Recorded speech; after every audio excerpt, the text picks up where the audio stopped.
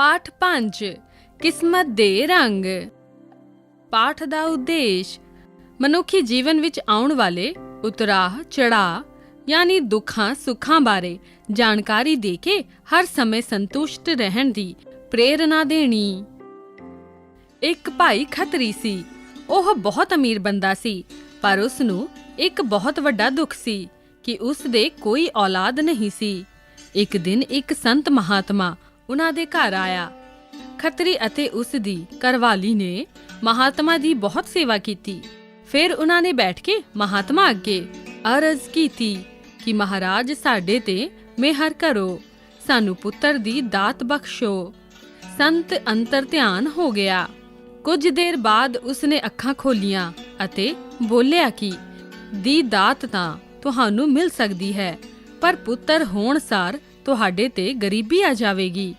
ਫਿਰ ਖੱਤਰੀ ਨੇ ਹੱਥ ਬੰਨ੍ਹ ਕੇ ਕਿਹਾ, ਮਹਾਰਾਜ ਮੈਂ ਅਮੀਰੀ ਤਾਂ ਬਹੁਤ ਭੋਗ ਲਈ ਹੈ, ਫਿਰ ਵੀ ਸੰਤੁਸ਼ਟ ਨਹੀਂ ਹੋਇਆ, ਇਸ ਲਈ ਤੁਸੀਂ ਪੁੱਤਰ ਦੀ ਦਾਤ ਬਖਸ਼ੋ।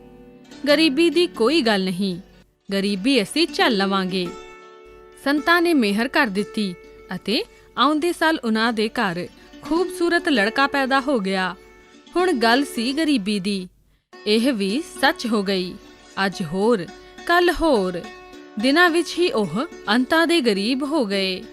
ਆਖਰ ਗਰੀਬੀ ਇੰਨੀ ਵੱਧ ਗਈ ਕਿ ਉਹ ਰੋਟੀ ਤੋਂ ਆਤੁਰ ਹੋ ਗਏ। ਉਸ ਦਾ ਮੁੰਡਾ ਹਾਲੇ ਛੋਟਾ ਜਿਹਾ ਹੀ ਸੀ। ਉਸਨੇ ਆਪਣੇ ਮੁੰਡੇ ਨੂੰ ਨਾਲ ਲਿਆ ਅਤੇ ਆਪਣੇ ਇੱਕ ਸਾਹੂਕਾਰ ਦੋਸਤ ਕੋਲ ਚਲਾ ਗਿਆ। ਸਾਹੂਕਾਰ ਉਸ ਨੂੰ ਮਿਲ ਕੇ ਬਹੁਤ ਖੁਸ਼ ਹੋਇਆ। ਫਿਰ ਖੱਤਰੀ ਨੇ ਪੈਸਿਆਂ ਦੀ ਮੰਗ ਕੀਤੀ। ਸਾਹੂਕਾਰ ਕਹਿੰਦਾ, ਜਿੰਨੇ ਲੋੜ ਹੈ ਲੈ ਲਿਓ। ਖੱਤਰੀ ਕਹਿੰਦਾ, ਨਹੀਂ ਜੀ, ਇਸ ਤਰ੍ਹਾਂ ਨਹੀਂ, ਤੁਸੀਂ ਮੇਰੇ ਬੱਚੇ ਨੂੰ ਗਹਿਣੇ ਰੱਖ ਲਿਓ। ਜਦ ਮੈਂ ਪੈਸੇ ਦੇਵਾਂਗਾ ਤਾਂ ਬੱਚਾ ਲੈ ਜਾਵਾਂਗਾ। ਸਾਹੂਕਾਰ ਨੇ ਬਥੇਰਾ ਕਿਹਾ ਕਿ ਐਸੀ ਕੋਈ ਗੱਲ ਨਹੀਂ, ਤੁਸੀਂ ਪੈਸੇ ਲੈ ਜਾਓ। ਪਰ ਖੱਤਰੀ ਕਹਿੰਦਾ ਕਿ ਮੇਰਾ ਈਮਾਨ ਨਹੀਂ ਕਹਿੰਦਾ ਕਿ ਮੈਂ ਮੁਫਤ ਪੈਸੇ ਲੈ ਜਾਵਾਂ, ਕਿਉਂਕਿ ਮੈਂ ਛੇਤੀ ਮੋੜ ਨਹੀਂ ਸਕਦਾ, ਪਰ ਕਿਰਪਾ ਕਰਕੇ ਮੇਰੇ ਬੱਚੇ ਨੂੰ ਵੀ ਆਪਣੇ ਬੱਚਿਆਂ ਸਮਾਨ ਰੱਖਣਾ। ਸਾਹੂਕਾਰ ਦਾ ਗੱਚ ਭਰ ਆਇਆ। ਕਹਿੰਦਾ, ਤੁਸੀਂ ਇਹ ਕਿਉਂ ਕਹਿੰਦੇ ਹੋ? ਮੇਰੇ ਬੱਚੇ ਅਤੇ ਇਸ ਬੱਚੇ ਵਿੱਚ ਕੀ ਫਰਕ ਹੈ? ਤੁਸੀਂ ਕੋਈ ਫਿਕਰ ਨਾ ਕਰੋ। ਚੱਲ ਭਾਈ ਖੱਤਰੀ ਨੇ ਪੈਸੇ ਲਏ ਅਤੇ ਬੱਚੇ ਨੂੰ ਛੱਡ ਕੇ ਉਦਾਸ ਮੂੰਹ ਲੈ ਕੇ ਮੁੜ ਗਿਆ। ਸਾਹੂਕਾਰ ਨੇ ਉਸ ਬੱਚੇ ਨੂੰ ਪਿਆਰ ਨਾਲ ਪਾਲਿਆ ਪੋਸਿਆ ਅਤੇ ਕਾਫੀ ਵੱਡਾ ਹੋ ਗਿਆ। ਸਾਹੂਕਾਰ ਦੇ ਆਪਣੇ ਲੜਕੇ ਵੀ ਵੱਡੇ ਹੋ ਗਏ। ਸਾਹੂਕਾਰ ਦੇ ਆਪਣੇ ਮੁੰਡੇ ਤਾਂ ਦਿਮਾਗ ਦੇ ਮੋਟੇ ਸਨ, ਪਰ ਖੱਤਰੀ ਦਾ ਮੁੰਡਾ ਬਹੁਤ ਹੀ ਹੁਸ਼ਿਆਰ ਸੀ। ਰੋਜ਼ਾਨਾ ਨਦੀ ਤੇ ਇਸ਼ਨਾਨ ਕਰਨ ਜਾਂਦਾ ਅਤੇ ਪਾਠ ਕਰਦਾ। ਇੱਕ ਦਿਨ ਉਹ ਇਸ਼ਨਾਨ ਕਰਕੇ ਮੁੜਿਆ ਆ ਰਿਹਾ ਸੀ ਤਾਂ ਉਸ ਨੂੰ ਇੱਕ ਪਰਚੀ ਰਾਹ ਵਿੱਚ ਪਈ ਮਿਲੀ। ਇਹ ਪਰਚੀ ਕਿਸੇ ਵਪਾਰੀ ਵੱਲੋਂ ਦੂਜੇ ਵਪਾਰੀਆਂ ਦੇ ਨਾਂ ਇੱਕ ਸੁਨੇਹਾ ਸੀ, ਜਿਸ ਵਿੱਚ ਲਿਖਿਆ ਸੀ ਕਿ ਇਸ ਸ਼ਹਿਰ ਵਿੱਚੋਂ ਸਾਰੀ ਚਿੱਟੀ ਅਤੇ ਖਾਕੀ ਰੂੰ ਜਿਸ ਭਾਵ ਤੇ ਵੀ ਮਿਲੇ ਖਰੀਦ ਲਿਓ। ਉਹ ਮੁੰਡਾ ਤੁਰੰਤ ਘਰ ਗਿਆ ਤੇ ਥੋੜੇ ਜਿਹੇ ਪੈਸੇ ਲੈ ਕੇ ਫਿਰ ਬਾਜ਼ਾਰ ਆ ਗਿਆ। ਉਹ ਜਿਸ ਦੁਕਾਨ ਤੇ ਵੀ ਰੂੰ ਮਿਲਦੀ ਸੌਦਾ ਕਰ ਲੈਂਦਾ ਅਤੇ ਸਾਈ ਫੜਾ ਦਿੰਦਾ। ਕਹਿੰਦਾ, ਇੱਕ ਦੋ ਦਿਨ ਵਿੱਚ ਪੈਸੇ ਦੇ ਕੇ ਰੂੰ ਚੁੱਕ ਲਵਾਂਗਾ। ਦਿਨ ਵੇਲੇ ਵਪਾਰੀ ਆ ਗਏ। ਉਹਨਾਂ ਨੇ ਦੁਕਾਨ ਤੇ ਰੂੰ ਪੁੱਛੀ, ਪਰ ਦੁਕਾਨਦਾਰ ਕਹਿੰਦੇ, ਇਹ ਰੂੰ ਤਾਂ ਫਲਾਣੇ ਸੇਠ ਦੇ ਮੁੰਡੇ ਨੇ ਖਰੀਦ ਲਈ ਹੈ। ਜੇ ਤੁਸੀਂ ਰੂੰ ਲੈਣੀ ਹੈ ਤਾਂ ਉਸ ਨੂੰ ਮਿਲੋ। ਵਪਾਰੀ ਉਸ ਕੋਲ ਚਲੇ ਗਏ। ਮੁੰਡੇ ਨੇ ਸਾਰੀ ਰੂੰ ਸਵਾਏ ਮੁੱਲ ਤੇ ਵੇਚ ਦਿੱਤੀ। ਉਸਨੇ ਵਪਾਰੀਆਂ ਨੂੰ ਨਾਲ ਲੈ ਲਿਆ ਤੇ ਬਾਜ਼ਾਰ ਵਿੱਚ ਵਪਾਰੀਆਂ ਤੋਂ ਹੀ ਪੈਸੇ ਦਵਾ ਕੇ ਮੁਨਾਫਾ ਆਪਣੀ ਜੇਬ ਵਿੱਚ ਪਾ ਲਿਆ। ਇਸ ਤਰ੍ਹਾਂ ਉਸਨੇ ਬਹੁਤ ਸਾਰਾ ਧਨ ਕਮਾ ਲਿਆ ਅਤੇ ਸਾਹੂਕਾਰ ਨੂੰ ਜਾ ਕੇ ਦੇ ਦਿੱਤਾ। ਉਹ ਬਹੁਤ ਖੁਸ਼ ਹੋਇਆ। ਸਾਹੂਕਾਰ ਉਸ ਦੀ ਬੁੱਧੀ ਤੇ ਹੈਰਾਨ ਸੀ। ਅੱਗੇ ਲਈ ਇਸ ਮੁੰਡੇ ਦੀ ਕਾਬਲੀਅਤ ਤੇ ਸਾਹੂਕਾਰ ਦਾ ਯਕੀਨ ਵੱਜ ਗਿਆ। ਸਾਹੂਕਾਰ ਇਸ ਮੁੰਡੇ ਨੂੰ ਹੀ ਅੱਗੇ ਰੱਖਦਾ, ਪਰ ਸੇਠ ਦੇ ਮੁੰਡੇ ਅਤੇ ਉਹਨਾਂ ਦੀਆਂ ਪਤਨੀਆਂ ਈਰਖਾ ਕਰਨ ਲੱਗ ਪਈਆਂ। ਉਹ ਗੱਲ ਤੇ ਕਹਿਣ ਲੱਗ ਪਈਆਂ ਕਿ ਸਾਨੂੰ ਤਾਂ ਗਹਿਣੇ ਨੇ ਮਾਰਿਆ ਹੈ। ਮੁੰਡੇ ਨੂੰ ਇਸ ਗੱਲ ਦਾ ਕੋਈ ਪਤਾ ਨਹੀਂ ਸੀ। ਇੱਕ ਦਿਨ ਮੁੰਡੇ ਨੇ ਸੇਠ ਨੂੰ ਕਿਹਾ, ਪਿਤਾ ਜੀ, ਮੈਂ ਇੱਥੋਂ ਜਹਾਜ਼ ਤੇ ਕਣਕ ਲੱਦ ਕੇ ਇੰਗਲੈਂਡ ਜਾ ਕੇ ਵੇਚਣਾ ਚਾਹੁੰਦਾ ਹਾਂ। ਮੈਂ ਇਹ ਵਪਾਰ ਕਰਕੇ ਕਾਫੀ ਖੱਟੀ ਕਰਾਂਗਾ, ਬਸ ਜੇ ਤੁਸੀਂ ਆਗਿਆ ਦੇ ਦਿਓ। ਸਾਹੂਕਾਰ ਕਹਿੰਦਾ, ਬੇਟਾ ਮੈਨੂੰ ਤੇਰੇ ਤੇ ਮਾਣ ਹੈ, ਤੂੰ ਜ਼ਰੂਰ ਕਮਾ ਕੇ ਹੀ ਲਿਆਵੇਗਾ। ਤੂੰ ਜਾਣਾ ਚਾਹੁੰਦਾ ਹੈ ਤਾਂ ਚਲਾ ਜਾ। ਮੁੰਡਾ ਤਿਆਰ ਹੋ ਗਿਆ। ਤੁਰਨ ਲੱਗੇ ਨੂੰ ਉਸ ਦੀਆਂ ਭਾਬੀਆਂ ਕਹਿੰਦੀਆਂ, ਉੱਥੋਂ ਗੁਲਦਸਤਾ ਲੈ ਕੇ ਆਈ। ਉਸ ਨੂੰ ਗੁਲਦਸਤੇ ਵਾਲੀ ਗੱਲ ਦੀ ਕੋਈ ਸਮਝ ਨਾ ਲੱਗੀ, ਇਸ ਲਈ ਚੰਗਾ ਕਹਿ ਕੇ ਉਹ ਤੁਰ ਗਿਆ। ਫਿਰ ਉਹ ਕਣਕ ਜਾਂ ਜਹਾਜ਼ ਲੈ ਕੇ ਇੰਗਲੈਂਡ ਪਹੁੰਚ ਗਿਆ।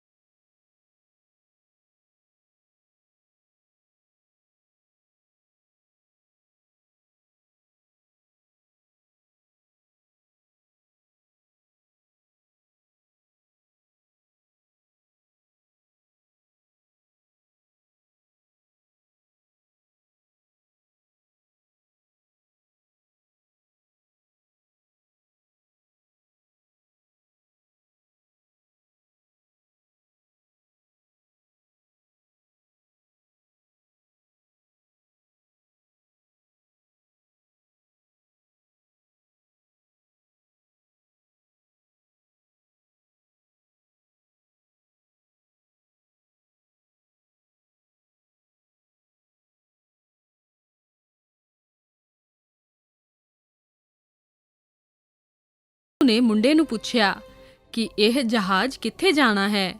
ਕਹਿੰਦਾ ਕਿ ਮੈਨੂੰ ਵੀ ਨਾਲ ਲੈ ਚੱਲੋਗੇ। ਮੁੰਡਾ ਕਹਿੰਦਾ, ਮਹਾਰਾਜ ਧੰਨ ਭਾਗ ਸਾਡੇ, ਜ਼ਰੂਰ ਲੈ ਚੱਲਾਂਗਾ। ਤੁਹਾਨੂੰ ਨਹੀਂ ਲਿਜਾਵਾਂਗੇ ਤਾਂ ਹੋਰ ਕਿਸ ਨੂੰ ਲਿਜਾਵਾਂਗੇ। ਆ ਜਾਓ, ਤੁਸੀਂ ਮੇਰੇ ਵਾਲੇ ਡਿੱਬੇ ਵਿੱਚ ਹੀ ਚੱਲੋ। ਇਸ ਤਰ੍ਹਾਂ ਇਸ ਕੋਮਲ ਸਾਧੂ ਨੇ ਉਸ ਮੁੰਡੇ ਨਾਲ ਹੀ ਸਫ਼ਰ ਕੀਤਾ। ਰਾਹ ਵਿੱਚ ਗੱਲਾਂ ਕਰਦੇ ਕਰਦੇ ਉਸਨੇ ਮੁੰਡੇ ਦਾ ਪੂਰਾ ਸਿਰਨਾਮਾ ਲੈ ਲਿਆ। ਜਹਾਜ਼ ਮੰਜ਼ਿਲ ਉੱਤੇ ਪਹੁੰਚ ਗਿਆ। ਮੁੰਡਾ ਕਹਿੰਦਾ, ਮਹਾਰਾਜ ਤੁਸੀਂ ਕੁਝ ਦਿਨ ਮੇਰੇ ਕੋਲ ਰਹੋ, ਮੇਰੀ ਸੇਵਾ ਕਬੂਲ ਕਰੋ। ਸਾਧੂ ਕਹਿੰਦਾ, ਜੀਤੇ ਰਹੋ, ਮੇਰਾ ਵੀ ਦਿਲ ਚਾਹਤਾ ਹੈ, ਪਰ ਪਹਿਲਾਂ ਇੱਥੇ ਮੈਂ ਇੱਕ ਕੰਮ ਕਰਨਾ ਹੈ, ਫੇਰ ਆਉਂਗਾ। ਜੇ ਦਾਣਾ ਪਾਣੀ ਰਲਿਆ ਹੋਇਆ। ਜਹਾਜ਼ ਤੋਂ ਉਤਰ ਕੇ ਇਹ ਪਿਆਰਾ ਸਾਧੂ ਸਿੱਧਾ ਸੇਠ ਦੇ ਘਰ ਗਿਆ ਅਤੇ ਸਾਰੀ ਗੱਲ ਦੱਸ ਦਿੱਤੀ। ਸੇਠ ਨੇ ਦੱਸਿਆ ਕਿ ਉਹ ਲੜਕਾ ਤਾਂ ਮੇਰੇ ਕੋਲ ਨੌਕਰ ਹੈ, ਉਸ ਦਾ ਪਿਤਾ ਫਲਾਣੀ ਜਗ੍ਹਾ ਰਹਿੰਦਾ ਹੈ। ਸਾਧੂ ਉਸ ਖੱਤਰੀ ਕੋਲ ਚਲਾ ਗਿਆ। ਖੱਤਰੀ ਨੇ ਆਪਣੇ ਘਰ ਅੱਗੇ ਕੁਲਚਿਆਂ ਦੀ ਰੇੜੀ ਲਾਈ ਹੋਈ ਸੀ। ਸਾਧੂ ਨੇ ਖੱਤਰੀ ਦੇ ਪੈਰੀ ਹੱਥ ਲਗਾ ਦਿੱਤੇ। ਖੱਤਰੀ ਕਹਿੰਦਾ, ਬਾਬਿਓ, ਕਾਹਨੂੰ ਭਾਰ ਚੜਾਉਂਦੇ ਹੋ ਮੇਰੇ ਸਿਰ? ਤੁਹਾਡੀ ਸੇਵਾ ਦੱਸੋ, ਕੀ ਕਰੀਏ? ਮੇਰੇ ਕੋਲ ਤਾਂ ਕੁਲਚੇ ਹੀ ਹਨ। ਸਾਧੂ ਕਹਿੰਦਾ, ਖਾਵਾਂ ਪੀਵਾਂਗੇ ਫੇਰ, ਪਹਿਲਾਂ ਮੈਂ ਤੁਹਾਡੇ ਨਾਲ ਘਰ ਜਾ ਕੇ ਗੱਲ ਕਰਨੀ ਹੈ। ਚਲੋ ਮਹਾਰਾਜ, ਕਹਿ ਕੇ ਖੱਤਰੀ ਉਸ ਨੂੰ ਘਰ ਦੇ ਅੰਦਰ ਲੈ ਗਿਆ। ਹੁਣ ਇਸ ਕੁੜੀ ਨੇ ਸਾਰੀ ਗੱਲ ਦੱਸ ਦਿੱਤੀ। ਖੱਤਰੀ ਬਹੁਤ ਖੁਸ਼ ਹੋਇਆ, ਪਰ ਫਿਰ ਉਸਨੇ ਹੌਕਾ ਲੈ ਕੇ ਕਿਹਾ ਕਿ ਭਾਈ ਮੇਰਾ ਮੁੰਡਾ ਤਾਂ ਸੇਠ ਕੋਲ ਗਹਿਣੇ ਹੈ, ਅਸੀਂ ਉਸ ਦਾ ਕਰਜ਼ਾ ਦੇਣਾ ਹੈ। ਕੁੜੀ ਨੇ ਥੈਲੀ ਵਿੱਚੋਂ ਸਾਰੇ ਪੈਸੇ ਕੱਢ ਕੇ ਢੇਰ ਲਗਾ ਦਿੱਤੇ। ਕਹਿੰਦੀ, ਲਓ, ਉਸ ਦਾ ਕਰਜ਼ਾ ਉਤਾਰ ਕੇ ਮੁੰਡੇ ਨੂੰ ਘਰ ਲੈ ਆਓ। ਜੇ ਹੋਰ ਕਿਸੇ ਦਾ ਕਰਜ਼ਾ ਹੋਵੇ ਤਾਂ ਉਹ ਵੀ ਉਤਾਰ ਦਿਓ। ਖੱਤਰੀ ਨੇ ਅਸਮਾਨ ਵੱਲ ਵੇਖਿਆ ਤੇ ਕਿਹਾ, ਕਿਸਮਤ ਦੇ ਰੰਗ ਨੇ, ਕਦੇ ਮੈਂ ਅਮੀਰ ਹੋ ਜਾਂਦਾ ਹਾਂ ਤੇ ਕਦੇ ਕੰਗਾਲ। ਸ਼ੁਕਰ ਹੈ ਤੇਰਾ ਦਾਤਿਆ। ਖੱਤਰੀ ਉੱਠ ਕੇ ਸਾਹੂਕਾਰ ਵੱਲ ਚੱਲ ਗਿਆ। ਜਦੋਂ ਉਹ ਪਿਓ ਪੁੱਤਰ ਵਾਪਸ ਆਏ ਤਾਂ ਉਹ ਲਾੜੀ ਬਣ ਕੇ ਸਜੀ ਧਜੀ ਵਿਹੜੇ ਵਿੱਚ ਖੜੀ ਹੱਸ ਰਹੀ ਸੀ। ਸੁਦਾਗਰ, ਮੈਂ ਤੇਰੀ ਸੇਵਾ ਕਬੂਲ ਕਰ ਲਈ ਹੈ।